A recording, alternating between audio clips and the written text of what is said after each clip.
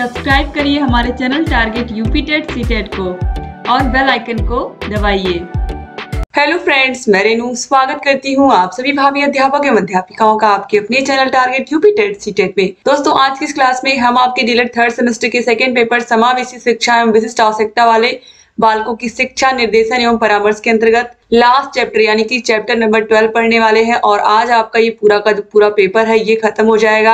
आप लोगों ने अगर पूरी क्लासेस ली हैं तो आप जरूर कमेंट करिएगा कि आपको सारी क्लासेस कैसी लगी हैं। पहले क्लास को पूरा देख लीजिए। अब इसके बाद दोस्तों मैं पूरा फर्स्ट पेपर भी आपका खत्म कर दूंगी। फर्स्ट पेपर में कुछ क्लासेस मैंने चलाई थी, फिर मैंने यहाँ पर मैं सोचा कि पहले एक पेपर पूरा खत्म कर देती हूँ, फिर दूसरा पढ़ाऊंगी। तो उम्मीद करती हूँ कि आपको ये क्लासेस अच्छी लग रही होंगी, तो कमेंट जरूर करिएगा। तो चलिए स्टार्ट करते हैं। देखिए, बाल अधिगम में निर्देशन एवं परामर्श का महत्व। हमने निर्देशन के बारे में पढ़ा, हमने परामर्श के बारे में पढ़ा। निर्देशन और परामर्श में कौन कौन सी संस्थाएं हैं जो सहयोग करती हैं, जैसे कि डाइट हुआ, मनोविज्ञान शाला हुआ, जिला चिकित्सालय हुआ, इन सभी के विषय में हमने पढ़ा था। अब यहाँ पर हम पढ़ने वाले हैं आज कि बाल अधिगम में बच्चों के सीखने में किस तरीके से निर्देशन और परामर्श का महत्व है। तो शैक्षिक निर्देशन में किस तरीके से महत्व है, इंपॉर्टेंस ऑफ गाइडेंस। देखिए, निर्देशन एक मानवीय कार्य है। निर्देशन में व्यक्तिगत विभिन्नताओं, जन्मजात क्षमताओं, योग्यताओं तथा रुचि का ध्यान रखा जाता है। जन्मजात योग्यताएं सामान्य होती हैं, विशेष योग्यताएं व्यक्तिगत भिन्नता के आधार पर विकसित होती हैं। शैक्षिक निर्देशन छात्रों को दी जाने वाली महत्वपूर्ण सेवा है और इसके द्वारा छात्र अपने भविष्य का नियोजन करते हैं। अब शैक्षिक मार्गदर्शन का महत्व इस प्रकार है। पहला है, शैक्षिक मार्गदर्शन अथवा निर्देशन द्वारा व्यक्तिगत भेदों की जानकारी के आधार पर शिक्षा की व्यवस्था की जाती है। फिर है, पाठ्य विषयों के चयन में सहायता मिलती है। फिर है, विद्यालय की व्यवस्था में सहायता मिलती है। इसके बाद है, पाठ्यक्रम को संगठित करने में सहायक है। फिर है, विभिन्न शिक्षण विधियों के चयन में ये सहायक है। फिर है, वातावरण के साथ समायोजन करने में सहायक है। अनुशासन बनाए रखने में सहायक है। शैक्षिक कार्यक्रम बनाने में शिक्षकों की सहायता मिलती है। ठीक है। इसके बाद देखिए, छात्रों को असफलता का सामना नहीं करना पड़ता जब उन्हें सही समय पर निर्देशन और परामर्श मिलता रहता है। निर्देशन में अपव्यय तथा अवरोधन में कमी होती है। निर्देशन जीविका के चयन में सहायता प्रदान करता है। निर्देशन के माध्यम से अभिभावकों को अपने बच्चों के सुखद भविष्य के प्रति आश्वस्त होना पड़ता है। इसके बाद परामर्श का महत्व, इंपॉर्टेंस ऑफ काउंसलिंग। अधिगम का अर्थ है सीखना अथवा व्यवहार परिवर्तन। ये तो आप लोगों ने पढ़ा ही है फर्स्ट सेमेस्टर और फर्स्ट पेपर में ही कि जो सीखना है वो क्या है, व्यवहार में परिवर्तन है। बालक व्यवहार पहले भी करता था परंतु उसके व्यवहार में परिवर्तन हो गया है कि उसे किस कार्य को करना है। यह संपूर्ण अनुभव उसने घटनाओं और परिस्थितियों द्वारा प्राप्त किया है। शिक्षा मनोविज्ञान का एक ही उद्देश्य बालक के व्यवहार को समाज सम्मत बनाना। समाज सम्मत व्यवहार बालक तभी करेगा जब उसका व्यवहार इस योग्य हो जाएगा कि वह समाज में अपना समायोजन कर सके।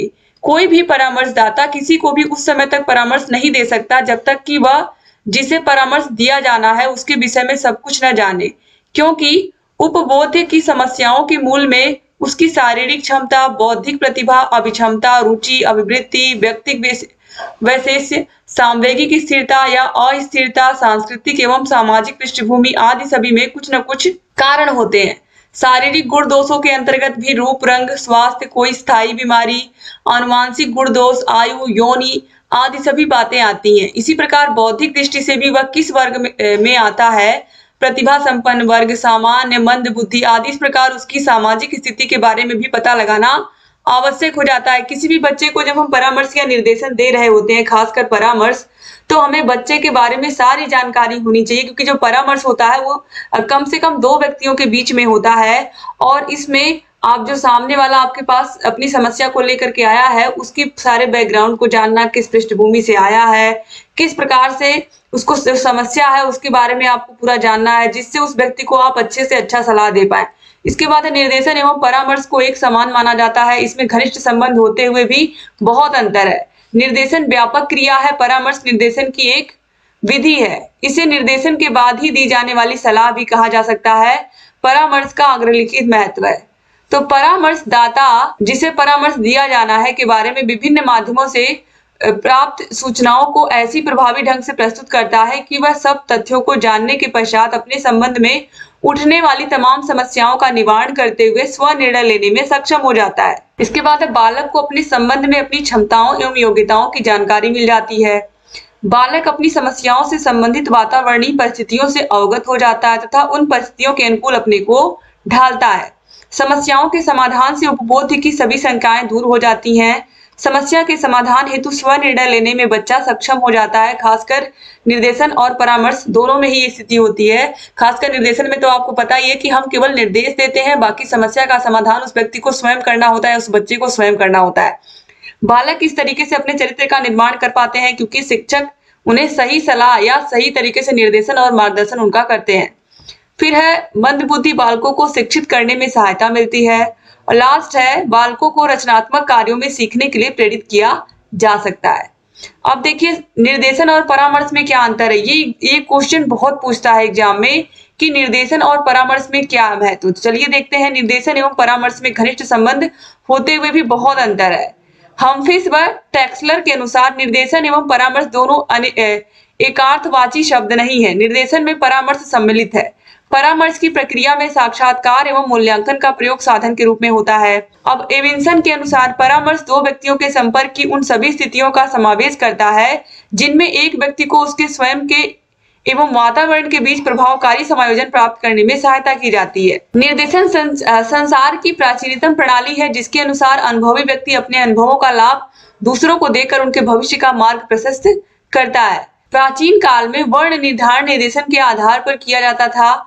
वर्ण ही मनुष्य की कार्यशीलता का निर्धारण करता था। मनोविज्ञान के स्वतंत्र विज्ञान के रूप में विकसित होने के कारण निर्देशन पृथक विज्ञान के रूप में विकसित हुआ। अनेक परीक्षण विकसित हुए जिनके द्वारा व्यक्ति विशेष में निहित गुणों को चिन्हित किया जाने लगा और तद अनुसार व्यक्ति के विकास के लिए निर्देशन तथा परामर्श को आवश्यक समझा जाने लगा। शिक्षा एवं व्यवसाय आज एक दूसरे के अपरिहार्य अंग बन गए हैं। शिक्षा प्राप्त करने का अर्थ है बालक की व्यवसाय विशेष की तैयारी। व्यवसाय की तैयारी जीवन जीने के साधन जुटाने का संकलन है। उसी संकलन की पूर्ति के लिए शिक्षा काल में बालक को शैक्षिक एवं व्यावसायिक निर्देशन प्रदान किया जाने लगा। निर्देशन के साथ परामर्श दिए जाने से शिक्षकों की भूमिका और भी महत्वपूर्ण हो गई। जिस बर्ट के अनुसार परामर्श एक व्यक्ति संदर्भ का सूचक है, इसे सामूहिक रूप से संपादित नहीं किया जा सकता। स्ट्रंग के अनुसार शैक्षिक निर्देशन का उद्देश्य व्यक्ति को उचित कार्यक्रमों के वर्णन तथा उसमें प्रगति करने में सहायता देना है। तो इस तरीके से दोस्तों आपने देखा कि जो निर्देशन होता है, निर्देशन के अंतर्गत ही परामर्श आता है। याद रखिएगा, निर्देशन के अंतर्गत ही जो परामर्श है वो छिपा होता है। ठीक है, तो अगर एग्जाम में पूछता है तो याद रखिएगा। इसके अलावा आपको ये चीज तो समझ में आ ही गया होगा कि जो निर्देशन और परामर्श है ये शिक्षा और व्यवसाय दोनों में ही क्या रोल प्ले करते हैं, बहुत बड़ा रोल प्ले करते हैं। जब बच्चों को अच्छी शिक्षा, सही मार्गदर्शन मिलेगा, निर्देशन मिलेगा, तो वो सही प्रकार से व्यवसाय चूज कर पाएंगे अपना, कि किस तरीके का उन्हें आगे चल करके कैसे अपना रोजगार करना है या फिर कोई जॉब करनी है या फिर जीवन में कुछ अच्छा करना है।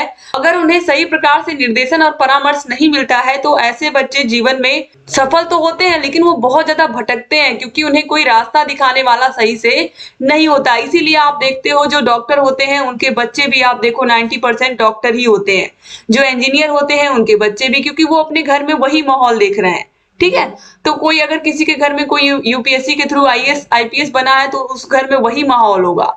तो इस तरीके से आप देखोगे कि बहुत सारे बच्चे अब तो खैर इसका विरोध कर रहे हैं कि अब वो अपने मन की लाइन ही चुन रहे हैं, लेकिन अभी भी बहुत जगह आप इस तरीके की चीजें देखोगे। इसीलिए जो शिक्षा है उसमें परामर्श और निर्देशन दोनों ही बहुत बहुत महत्वपूर्ण रोल प्ले करते हैं, क्योंकि जो बातें बच्चे स्कूल में टीचर्स से कर लेते हैं वो माँ बाप से नहीं कर पाते। खासकर ऐसे बच्चे जिनके माता और पिता दोनों ही जॉब कर रहे होते हैं, तो ऐसे बच्चे टीचर से अपनी बातों को खुल करके कह पाते हैं। दूसरी बात, शिक्षक को ही ये बात अच्छे से पता होती है कि बच्चे का पोटेंशियल क्या है, बच्चे का कौन सा विषय बहुत अच्छा है। अब देखिए इसके बाद निर्देशन और परामर्श में क्या संबंध है। Relationship between guidance and counselling.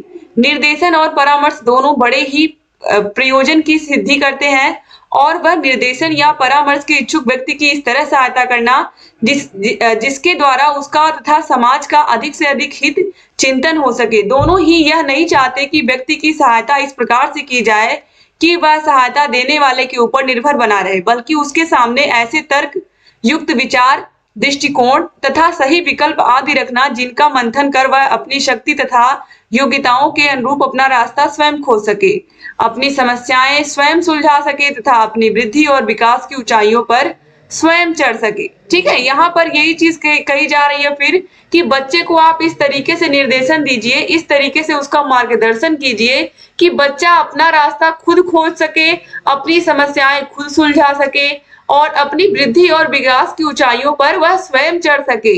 अब प्रश्न यह उठता है कि फिर इन दो अलग अलग शब्दों निर्देशन और परामर्श के प्रयोग में लाने की क्या आवश्यकता है?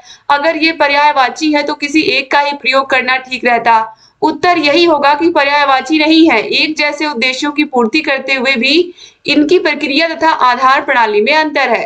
निर्देशन से कुछ ऐसा आभास होता है कोई किसी व्यक्ति को जो मार्ग भटक गया है, संशय और परेशानी में पड़ गया है, उसे सही मार्ग दिखाने तथा उपयुक्त सूचना या ज्ञान प्रदान करने का कार्य करना है। इससे उस व्यक्ति को अपनी व्यक्तिगत, व्यावसायिक तथा शैक्षिक समस्याओं के समाधान के लिए उचित सहायता मिल जाती है। यह उंगली पकड़कर रास्ता दिखलाने वाली बात नहीं है, वरन उस रास्ते की ओर मात्र इशारा भर करना है जिस पर चलकर कोई व्यक्ति अपनी मंजिल तक पहुंच सकता है। इस प्रकार का मार्गदर्शन किसी को भी व्यक्तिगत या सामूहिक रूप से दिया जा सकता है। यानी कि यहाँ पर वही चीज कही जा रही है कि जैसे जब बच्चा छोटा होता है तो उसके माता पिता कहीं बाजार जाते हैं, कहीं भी जाते हैं बच्चे को लेकर के, तो उसकी उंगली पकड़ करके उसके साथ चलते हैं। लेकिन यहाँ पर कहा जा रहा है निर्देशन या परामर्श का मतलब ये नहीं है कि आपको उंगली पकड़ करके आपके लक्ष्य तक पहुंचाया जाए, बल्कि आपको बस उसकी तरफ इशारा कर देना है कि हाँ ये रास्ता सही है, इस रास्ते पर जाओ। तो आपको बस वही रास्ता पढ़ करके आगे चलना है और अपनी समस्या का जो हल है वो खुद ढूंढना है। विद्यालयों में इसके लिए निर्देशन सेवाओं, गाइडेंस सर्विसेज का आयोजन किया जा सकता है, जहां विद्यार्थियों को विभिन्न प्रकार की सूचनाओं तथा उनकी समस्याओं के समाधान के लिए उपयुक्त निर्देशन प्रदान किया जा सकता है। इस प्रकार की सहायता प्रदान करने में मार्गदर्शन और निर्देशन प्राप्त करने वाले के बीच मधुर संबंध, घनिष्ठता तथा तादात्मीकरण आवश्यक नहीं है। उनके बीच गोपनीयता, आपसी विश्वास तथा निष्ठा आदि बंधनों का होना भी जरूरी नहीं है। सो फ्रेंड्स, इस तरीके से यहाँ पर ये जो पूरा का पूरा आपका पेपर था ये खत्म हो गया और ये लास्ट चैप्टर था, लास्ट में मैंने पढ़ा के खत्म कर दिया। तो बाल विकास में निर्देशन एवं परामर्श का महत्व, तो ये पूरा का पूरा पेपर आपका खत्म हो गया। अब अगर आपको सारे विषयों के नोट्स चाहिए, 8 के 8 विषयों के हाथों से लिखे हुए नोट्स चाहिए, आपके 3rd सेमेस्टर के सारे विषयों की क्लासेस जिसमें कोई ऐड, कोई प्रचार नहीं आएगा, सारे विषयों के चैप्टर वाइज टेस्ट, सारे विषयों के राजन सीरीज, पवन सीरीज की पूरी पीडीएफ, पूरी वीडियोस, ये सब आपको मिलेंगे हमारे ऐप अस्तित्व एकेडमी पर। तो ये कांटेक्ट नंबर है हमारा, इस पर कांटेक्ट करके आप सारी की सारी जानकारी ले सकते हैं कि कैसे ऐप को डाउनलोड करना है, कैसे कोर्स को लेना है। तो ये कांटेक्ट नंबर, इस पर कांटेक्ट करके इसका आप स्क्रीनशॉट ले सकते हैं, सारी चीजें आपको मिलेंगी। इसके अलावा 5 से 6 साल के प्रीवियस ईयर क्वेश्चन पेपर्स भी हम देते हैं आपको, ताकि आप लोग प्रीवियस ईयर क्वेश्चन पेपर्स को भी लगा करके अपनी जो तैयारी है उसको और बेहतर कर पाए अपने 3rd सेमेस्टर की। तो thank you so much class को पूरा देखने के लिए। पूरा का पूरा पेपर आपको कैसा लगा कमेंट करिएगा। एक बार फिर से आप सभी भाई बहनों का बहुत बहुत धन्यवाद। जय हिंद दोस्तों।